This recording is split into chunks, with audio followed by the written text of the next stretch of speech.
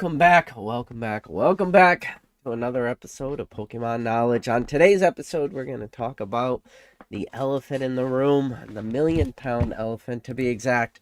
I think every day. You know what I didn't do? Which I should do before I get started.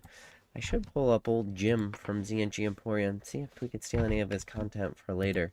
But, yeah, uh, there's the elephant in the room. The elephant in the room is why is some people's collections just outperforming all the craziness that is going on in this wild boom, right? I think that's what a lot of people are thinking. And the reason why I say that is because I think people are seeing these new all-time record sales. And there was a period of time in this hobby where we would see like record sales and we would throw around the thought of this is life-changing money. But at the end of the day, it's like, what is life changing money? Like when we used to talk about life changing money, we'd be like, if you can make like, $100,000 in this hobby on top of working your regular job, like maybe it's not life changing, but it changes your life in a way that's good enough that like you could support your family or you could do well and you could be on maybe not easy mode, but life would become much easier. And that was like with a $10,000 sale here, $20,000 here, people started to talk about life change money. Now, where the hobby has reached, shout out to Mr. Rusty TCA Gaming. Rusty shared a great story. If you guys are not following Rusty TCA Gaming on YouTube, like, what are you even doing? Like, stop everything you're doing. Pause this video, type into the search bar TCA Gaming and give him a subscribe. Like, honestly, what are you doing? Like, that's literally the dumbest thing. Like, you want to talk about plus EV, join, subscribe to Rusty right now. But Rusty made a good video just the other day talking about he just recently sold, like within the last 7 days. Or maybe it was 2 weeks now. It's hard to keep track in a boom, but things are just booming. In the last week or two, Rusty sold a T17. If you guys don't know, there's two Typhlosions from Neogen. There's the T17 and the T18. The T17 is much harder to gem 10. His was a red dot error. It doesn't really matter if it was a red dot or non-red dot, but either way, it's a very low population PSA 10 of a fan favorite Pokemon from Neogen base. Super popular set. Now, Rusty ended up purchasing that for a buy it now for $10,000. And let's go back in time a little bit. So he bought that for $10,000. That card originally went up for auction, and the person that decided to auction it started the bidding at a very high dollar amount. It started at $7,000 with a $10,000 buy it now option. When it originally went up, it went up for an entire weekly auction with that $7,000 start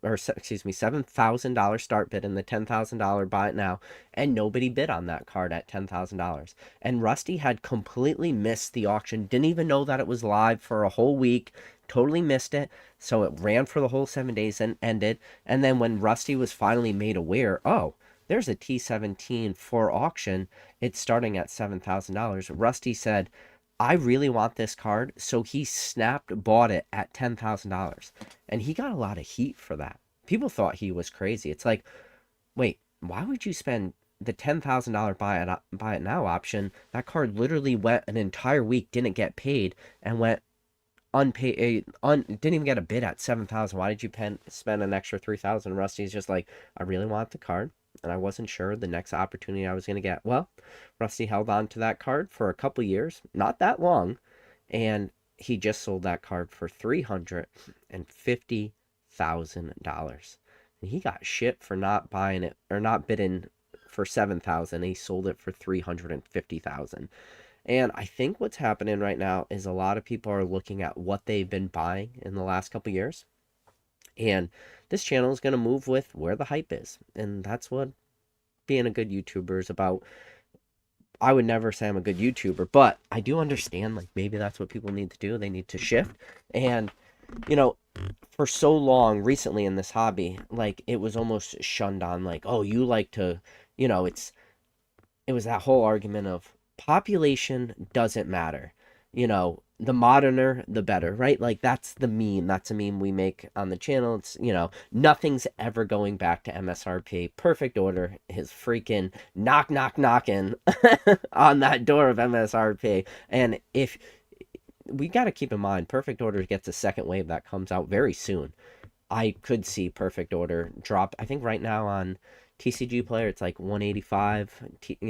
MSRP is 161. The second wave hasn't hit yet. Like Perfect Order is probably more likely than not gonna hit MSRP, and if it doesn't, who the freak cares? But like that was the conversation. That's not like the we're never seeing MSRP conversation. We're like PK's talking in the ancient past of obviously everyone knows like now that things could hit MSRP, and you got Perfect Order or Modern Booster Box is probably going to hit MSRP, but it doesn't matter. Like the hobby will move with the ebbs and flows, and like whatever the hobby feels at the time will become permanent. But like it almost got shunned upon to like, you know, low pop, high rarity, high scarcity products. And now we're just starting to see like all this money pile into this. Now, this is where the problem is money has always kind of piled into this in a way that it was always the top end of the hobby, But the problem is now we're just seeing those seals over and over and over again, and we're seeing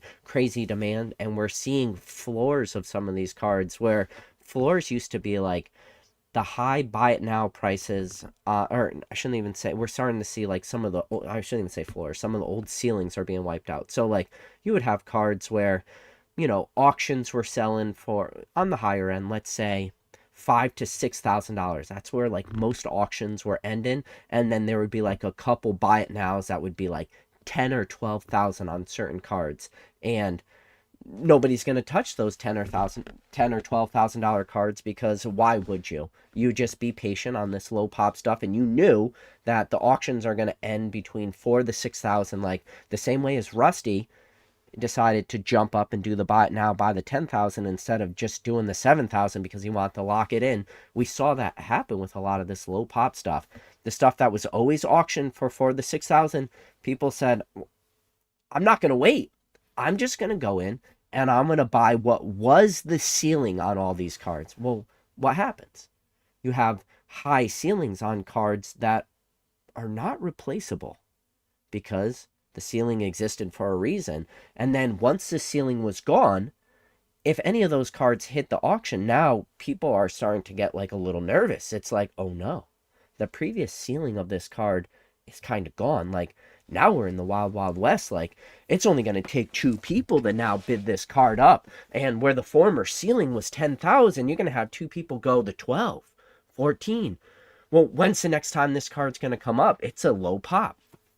And I feel like that's a lot of the catalysts that happen. I don't think people realize that you have certain cards out there that the entire market cap on some of these cards are so low in relative.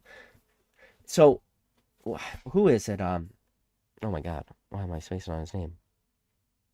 Oh my god, what the heck's his name? Pokey. Wow, Pokey is like a, obviously all you guys know who Pokey is. What does Pokey always say? He's like, he always does a credibility heat check, right? His credibility heat check is he shows his sales and they're like all these big dollar amounts, and like he could talk about that. So I want to do the credibility heat chest. May he one day come back, but the artist formerly known as Ernesto, the former Spicy Boy King, he used to say a good line all the time. He used to talk about dust, and not just dust, the finest of dust. And in order to have credibility to talk about low pop stuff, I went and I found what is the dustiest stuff I could show for my credibility check when it comes to a lot of what's going on in this hobby. So I found a perfect little batching of cards to kind of give you guys an example that maybe I have a little bit of, I could talk about this a little bit, because I got the dustiest dust that ever exists. Do you know what these are? Let me see if I can zoom this in. These, whoa, come on camera, you could do it. All right, these are reverse hollow trainers from Skyridge. It doesn't get any dustier than Mirage Stadium's Mystery Plate Ys, Mystery Plate Ds, and Star Piece reverse foils and PSA 10s. There is nothing dustier when it comes to cards like that. So, I feel like I do have a little bit of that is my credibility check when it talks about the dustiest of dust and things that nobody else wants. Some of that is like pop 10, pop 11, pop 13s you just saw. That is dust. And some of those I may or may not have dupes of. So it's about as dusty as it gets. The quote, the late great Ernesto. One day he'll be back. But like that's the thing. So what I don't think a lot of people realize is strategic buyouts of stuff like that.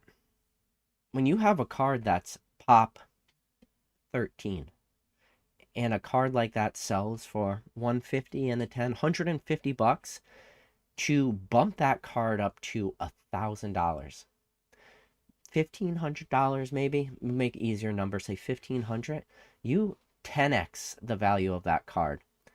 And in order to create or to bring a card from $100 to $1,000 and it has a pop 13, it takes $13,000 to own the entire population of a card from a set that is right now very much in the news. Why? Well, Heritage Auction recently had an entire Skyridge Master Set, 344 cards, ended up selling for like a little over 1.2 million. People have been talking about it. Videos been made about it. A lot of people had eyes on it. Rusty was actually like liquidating some of his position to potentially bid on that. And why? Why now do people care about it? Well, because I think people are starting to realize that maybe rarity and scarcity does matter a little bit. Or this is what's happening. There's people out there who have a very lot of money, and that money is strategic is the word. This is the key word of the day. I wish I was good at YouTube because I would have it pop up like Sesame Street. Today's word of the day is strategic buyouts, where people don't need as much capital as you might think they would to strategically buy out all this low pop stuff and instantly overnight create huge price increases and huge returns on their investments. Now, why does this all matter?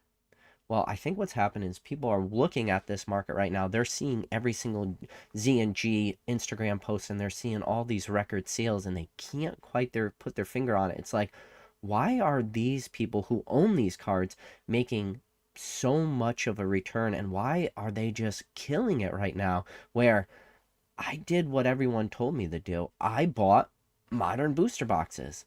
I bought some people are like, I came back in at the right time. I came back in right after Twilight Masquerade. I picked up Silver Tempest.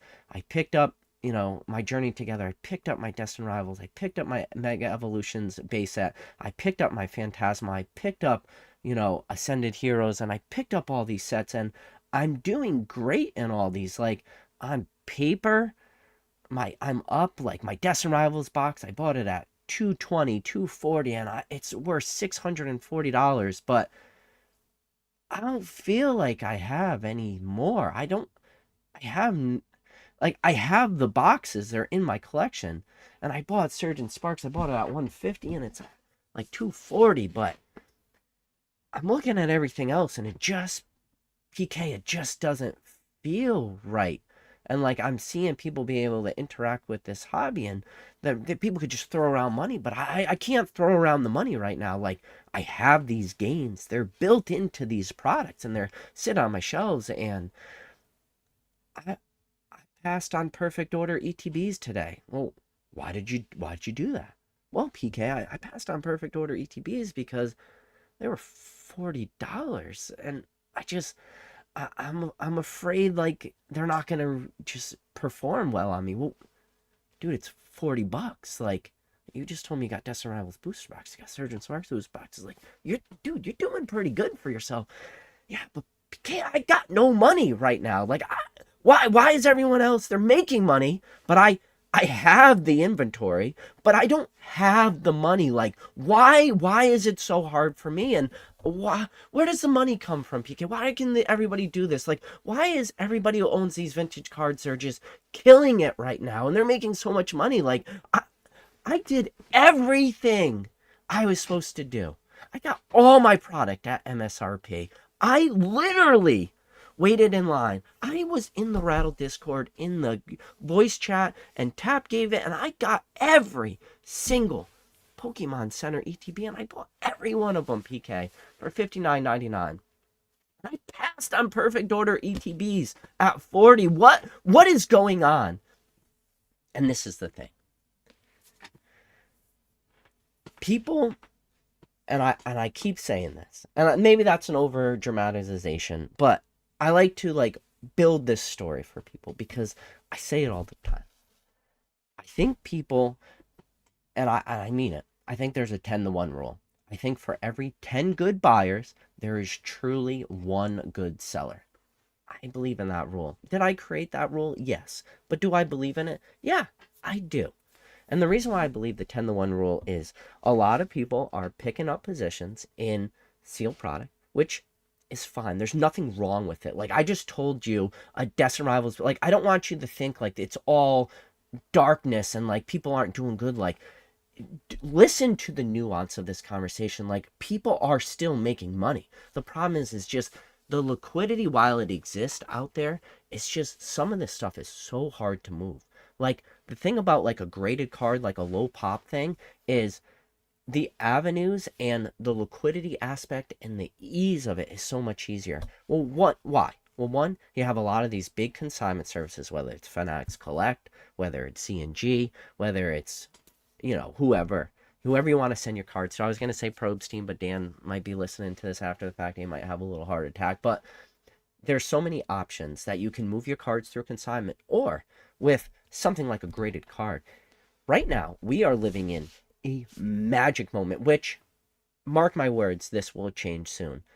eBay authentication. eBay authentication, right now, the dollar threshold for your card to be authenticated by eBay is $250. Like, that is so undervalued. Like, that number, I believe, does change. But at the time when that was implemented, like, $250 was kind of an expensive card still in this hobby. Kinda, I use that word loosely. Like, it was expensive enough that we didn't see like every transaction being eBay authentication. Like, now it's just like, I have so many eBay authentication like little boxes that I was saving forever. I just ended up throwing them all out because I'm like, why do I need these boxes? I was like saving them as trophies, and it's like, why was I doing that? I don't know why I was doing that, but I had them.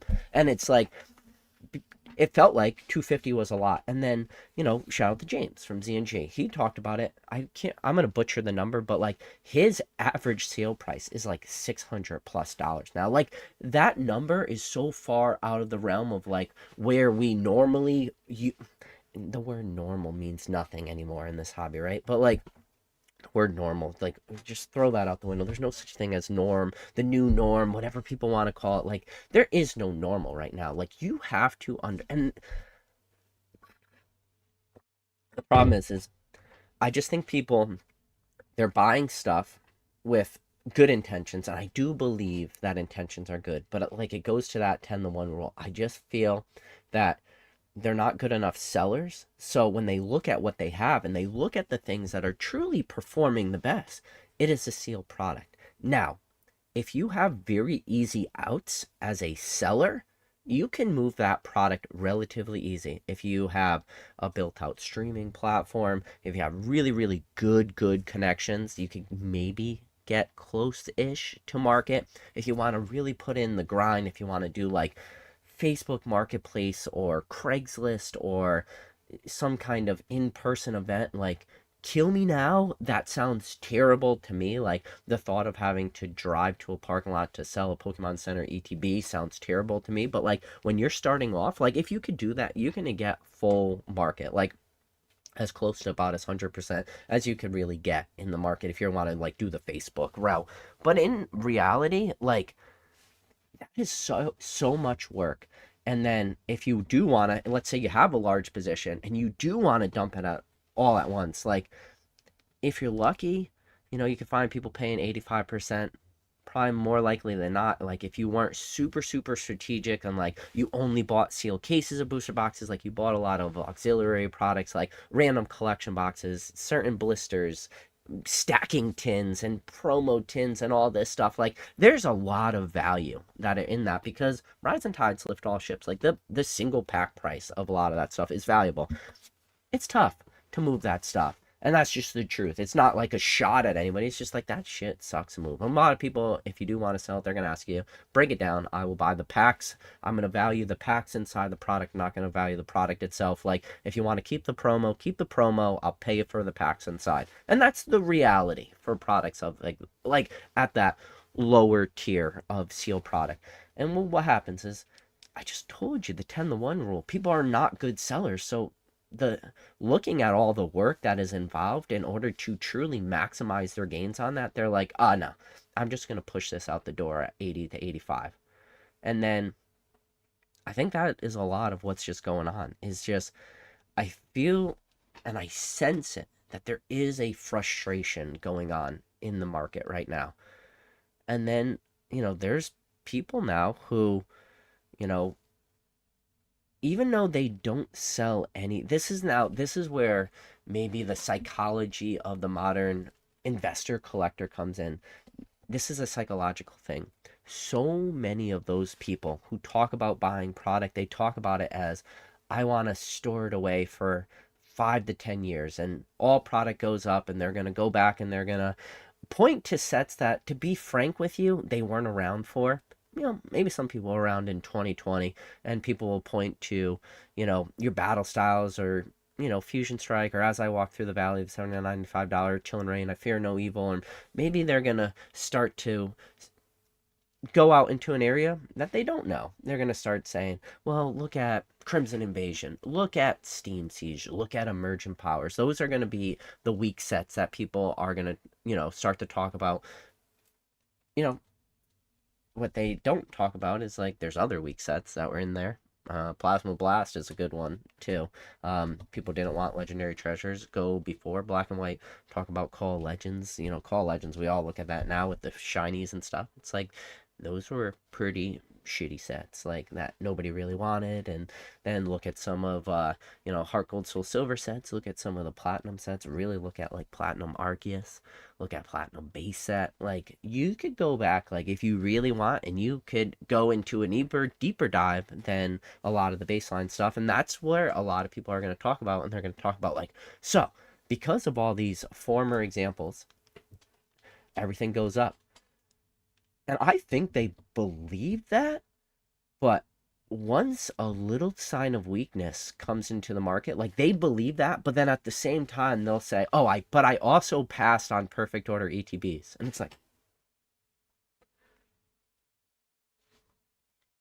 you just did this whole story to me. Like you told me about all these weak sets and how they all perform well, and it's like, but then you just also in the same breath was like, "Yeah, but I'm afraid of like a perfect order ETB," or they bought a perfect order booster box on PokemonCenter.com and they don't even own multiple. They got like their 2 ETBs from Pokemon Center. They got 2 booster bundles and 1 booster box, and they're looking at the booster box and they're like, man, this is like a failure. And then they're upset about it. Like it like bothers them to their core that a booster box that they own one of, that is going to be in rotation for the next 2 years, which is literally the most modern set, which was just released. Like, it's not performing like a nuclear bomb right off the rip, like out the gate. And they think about it and they're like, it rocks their soul in a way. And like I struggle with that as somebody who, like, I'll hear the other things that they're saying, how everything goes up, but then they get so like rattled by these little teeny blips in the market. But they're here for the long term, and it's like, bro, you own one freaking booster box. Like, what are you doing? But like, feel like and this is where my feelings, a lot of this channel is my feelings, is how I feel at the moment. I just feel that there's just so little bit of conviction in this hobby. And I do believe that it's those people too, where they're looking at other people's success and they just, all right, how am I going to phrase this? I think everyone knows how to reproduce other people's success. I think people are standing in their own way all the time. Like, or they get so married to their thoughts, like, population doesn't matter. Moderner the better. And then they see like these vintage sales and this low pop stuff, and it just it bothers them that this stuff exists. It bothers them that the market that they deal in, they can't manipulate. Like, they cannot, the average person who passed on a $40 perfect order booster box, like, they can't manipulate or navigate alone the perfect order booster box market. Like, they are at the whim of whatever the market decides, whatever the mass, whatever the mob. You ever watch the movie Gladiator? The mob, that's who truly, it's not Julius Caesar, it's not the emperor. The emperor doesn't control Rome. The mob controls Rome. And it's the same thing in this hobby. For modern, the mob controls modern. Like, that is who controls it. It is the macro of everything, of all the hype. And it takes a lot of people to move things up and down, but as long as the mob is continuing to move forward, everything just keeps lifting up. But as one person in modern, you feel so helpless because you are just at the whim of the P football Pete's of the world. And what they say goes. And what, all these different buying platforms, what the hills say, what the real good deals say, it's like I'm at the whim. What does TCG player say? What does the chart say today? I'm always at the whim of the chart. Where? That same person, if they are dabbling in low pop, high rarity, high scarcity items, they can control an entire population of a card for $10,000, and that's on the high end. Some of the dust I showed you, like this or whatever, this is a pop 13, like a pop 13 of a card that cost $150. So like, you bought 10 of the 13 and it cost you $1,500, and you control the large majority by buying 10 of those 13, because that's how much this card cost before the boom. $150 for a reverse hollow Dust Lord card. Like, that's a lot. But you could have bought 10 of the 13 of the population that exists. And what is your true risk? Your true risk is another card hitting the market. This card, I just told you, was $150 in a 10 during a time where it's still worth it to grade cards. If you could take a $2 card and turn it into $150, well, the problem is it's really, really hard to repeat that. And if you are, what is your true concern? Your true concern is what? The population doubles in the next 5 years. It goes from 13 to 26. You could control that market all day, every day. And you're not at the whim of any mob whatsoever. You get to literally sit behind the steering wheel. You shouldn't drink and drive, but you're hammered drunk behind the steering wheel. Like, you're just wasted. Like, I hope you get pulled over at this point, but you're doing it. It's terrible. You shouldn't be, but you're in control of your own destiny. Like, maybe you get hit a tree. Maybe that was a bad analogy, but it doesn't matter. Like, it just is what it is. You're in your own control. You're in control of your own destiny. Where so much of this hobby, like, people feel so helpless all the time. And I feel like this is still happening right now. That people are still feeling helpless. They are so much at the whim of this hobby. And now this is the thing. It's not all this crazy doom and gloom. Like, people are not doing bad. Like, people's collector apps are still doing well. Like, but it just shows the fickleness of the hobby. And like, if somebody's going to sit here and tell me that all product goes up and that they're buying everything for 2, 5, 10-year timelines, and they know the rotation schedules. They know when everything's coming out. They know the timelines. They are, in that sense, like a seasoned vet like we've never seen. But yet, the conviction when it actually comes down to it, when it actually truly matters, when the best time to buy product, like, is when it's sitting on the shelf. If you truly believe that and you don't give a flying F about the true ups and downs and the whims of the market, like, the best time to buy that, it's just because at that time, wait, I mean, who cares? What's time? What does 2 years mean if you tell me you're really gonna hold this for 5 to 10 or you just don't care? But like, when it actually comes down to it, and people are standing in front of their shelves and they're looking and they're scanning it and they see product for the first time and they go, nah, I'm gonna pass on this ETB. It's like, well, so what did they really mean this whole time?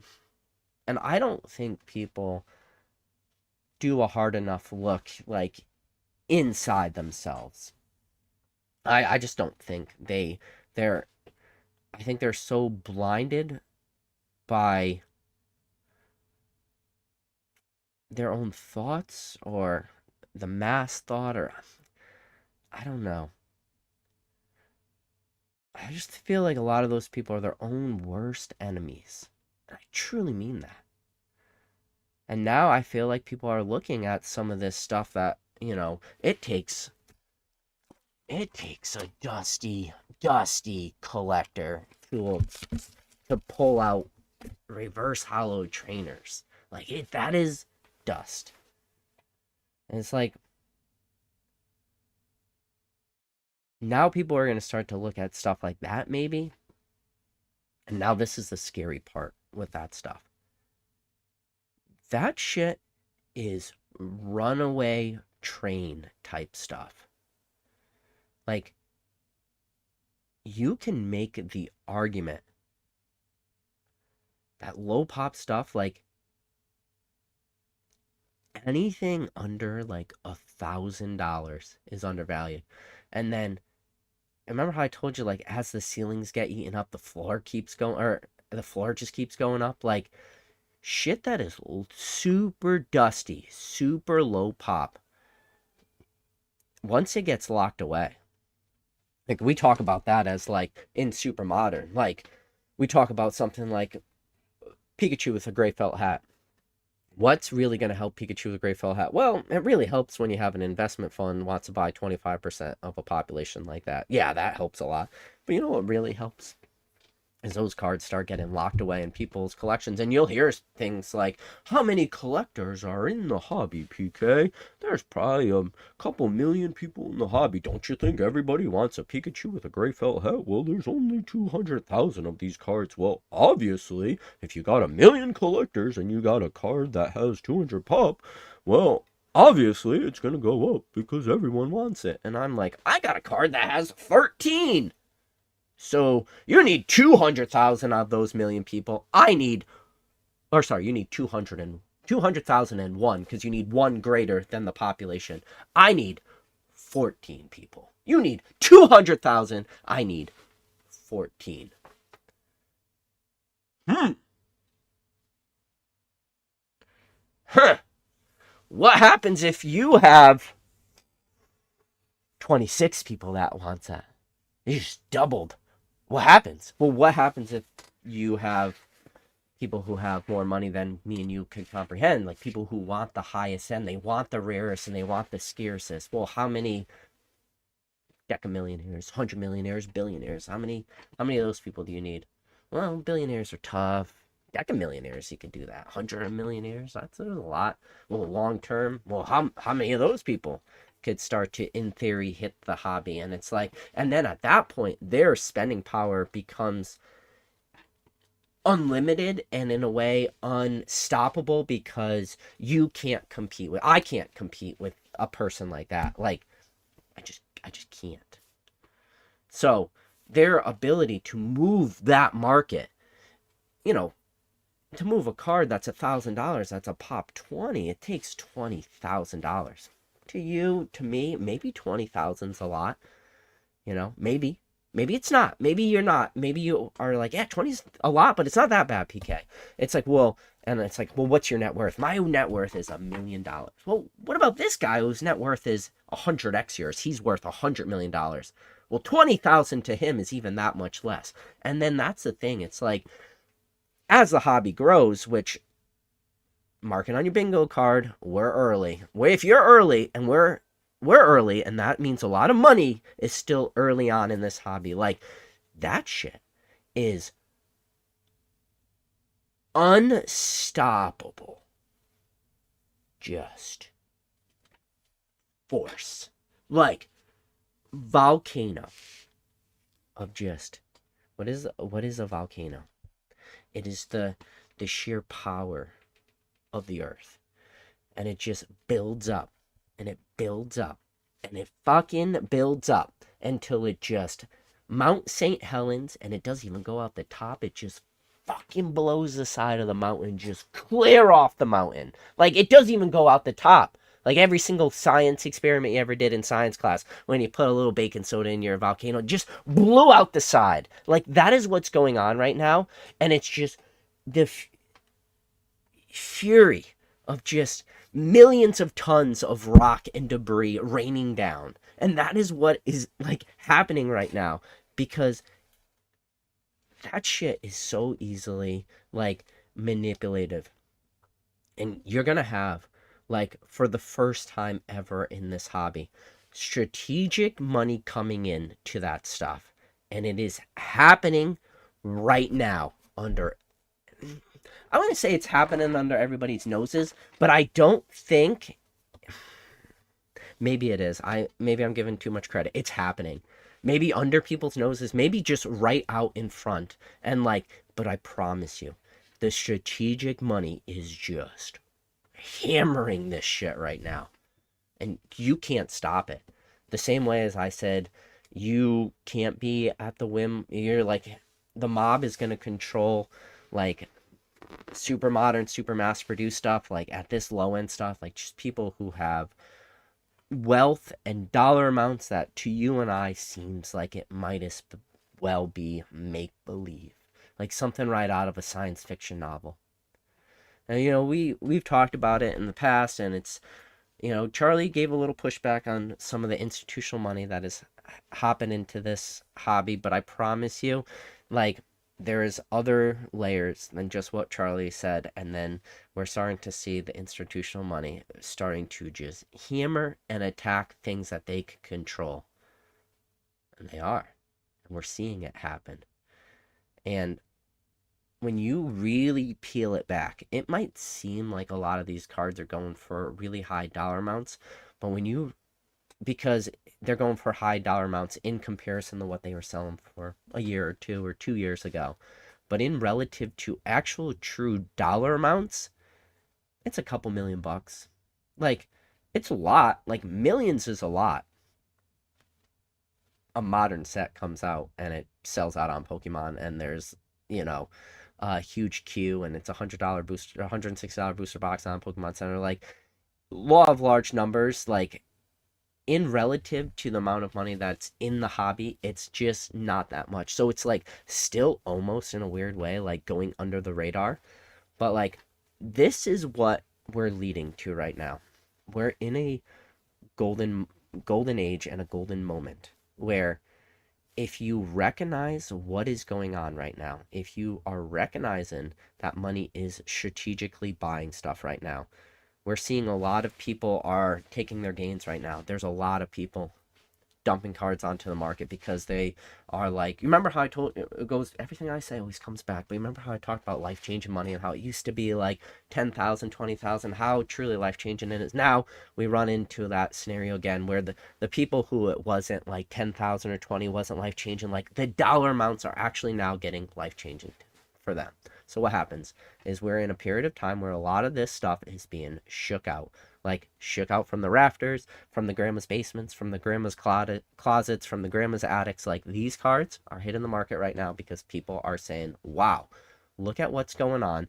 Let me capitalize now. And I'm just going to take my wins. I'm going to take my gains. Like, everybody at a certain dollar amount has a price. Now, what that price is different for each person.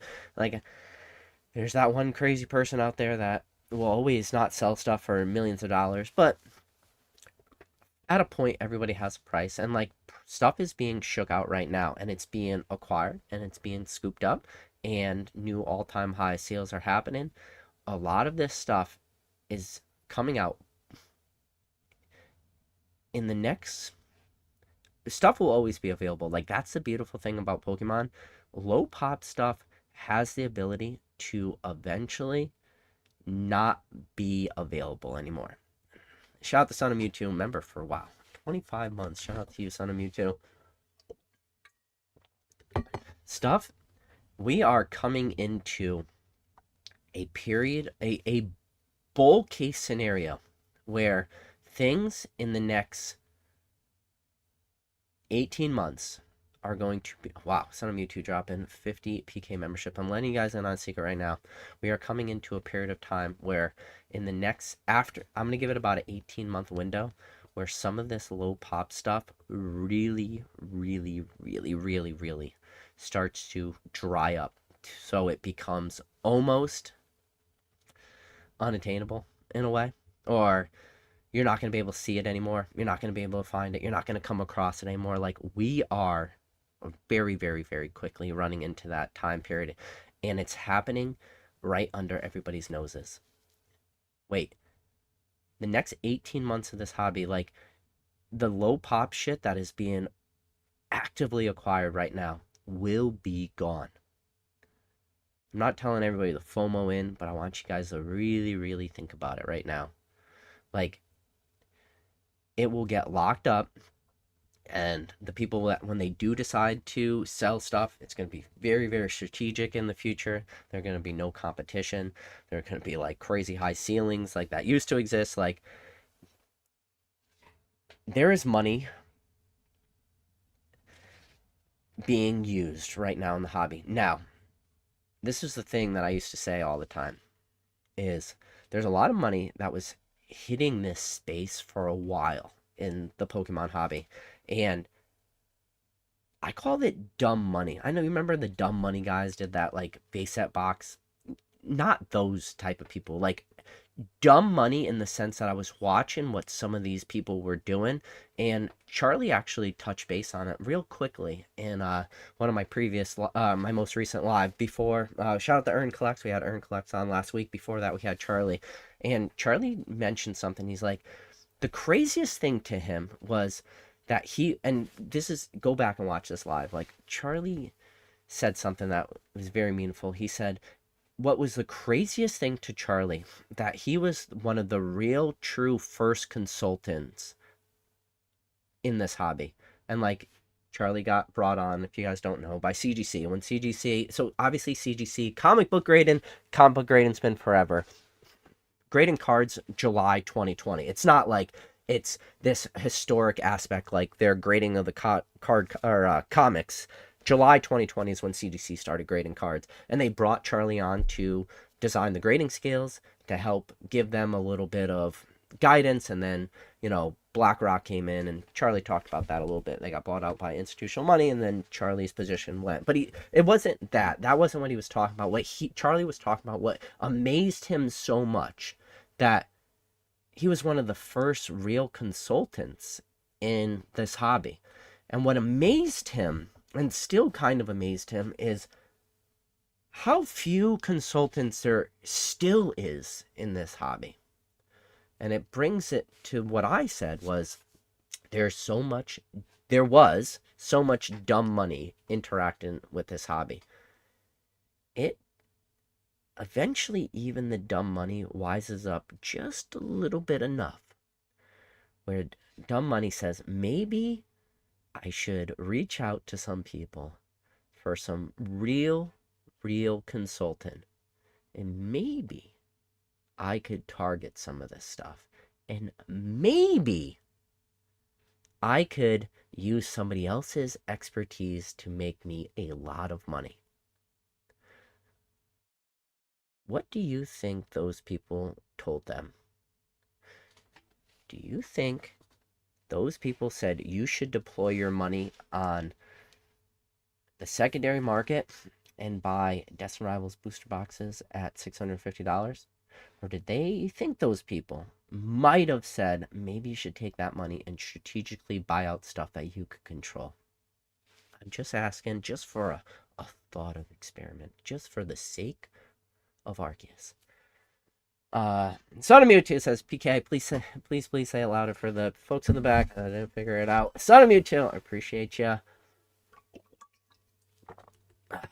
Appreciate that super chat. I appreciate, dude. Son of Mewtwo dropped 50 PK memberships. Been a member for 25 months. Son of Mewtwo, I appreciate you. Cheers to you, buddy. You've been one of the OGs for a very long time. But no, I think this is what's going on right now. Is I think people are looking at the hobby, and it goes back to like that. Yeah, it was an over dramatization of the perfect order ETB sitting on the shelves and they're passing it. You know, like maybe I create a fake person out there. I create a fake Timmy, but like I think that probably is ringing truer than false to too many people out there. I think too many people are thinking that and that person, and I think that a lot of people are witnessing what's going on in the hobby. And they're just totally like, they're saying, I could have deployed my money to all these other things, but I did everything that people told me. Listen, I'm going to go back. Once modern product starts becoming like the big thing again, like I'm going to move to that too. But like, you guys want to start going down the rabbit hole? You guys want to start doing some strategic buyouts? You want me to just, I mean, I'm just at the point where I'm like, I'm about to just blow up every play that exists and just like watch this freaking place burn to the ground. I think about that a lot. It's like sometimes, you know, it's like that Joker. You know, ever seen the movie The Dark Knight with the Joker, where he just lights a pile of money on fire and he's just, I just kind of want to watch this place burn. Kind of want to watch this place burn. I want to kind of see how many Mew orbs are out there selling for $30,000. All right, chat. With that said, as always, I appreciate each and every one of you guys. Please, everyone out there, be happy, be healthy, be safe. If you guys want to hang out with me, I'll be live on Fanatics tomorrow. I will show myself, because why not? Actually, let's get to the top of the chat. I should read the chat. We got number one mod in the game, Mr. Drew. We got Mort says we're booming. We booming. Boss Pokemon, what's up? Katie Lowen says, I'm almost starting to think that there's money to be made in this here Pokemon's hobby. I like the emphasis on Pokemon. So we got Jay Flynn. Is the thumbnail me buying PSA 9 gold stars at all-time highs? I don't know. So Zeke says, I remember Rusky got so much flack for that purchase. Jay Flint's has been waiting for PK to go back on alive for a week. We got Levy. I appreciate you. Levy says, this guy's helped me build a great collection back during COVID and keeping me strong to this day. Appreciate that. Katie says, I just need the recent dust to spread the Diamond and Pearl reverse hollows. Don't worry, Katie. Those are going there. Secret Wonders, that's where it's at. The fact that the Secret Wonders Zard reverse hollow hasn't really well, I shouldn't say that. It's probably going to be super expensive. Let's see. My dream of owning a first edition base Zard was drifting away, so I finally bit the bullet, and he spent $15K on a PSA 5. He said, oh, screw it. Daniel said top signal right there. Yeah, if you guys could like the live stream, I appreciate that. So has this institutional money changed the boom and bust periods take place? Holding 151, a lot of Sword and Shield, and the plan is for the next 10 years. Yeah, I don't like arbitrary timelines. It's just whenever shit goes up, like buy and sell. Always be. Listen, I mean this. Nobody has ever gone broke in the history of this hobby taking profits. They haven't. So it's just it all comes down to like, what are you gonna buy with that? Are you gonna pay off your credit card, sell everything tomorrow? Are you gonna buy something else in the hobby? Sell it all tomorrow. I don't care. Like, there's so much, and like that's the thing, and it's I can't keep track of like what I say on lives versus what I say on Fanatics, but like the amount of money that is being rinsed in this hobby too. I don't think people truly understand. Like, I think a lot of people think that there's a lot of people that are net extractors of cash from the hobby.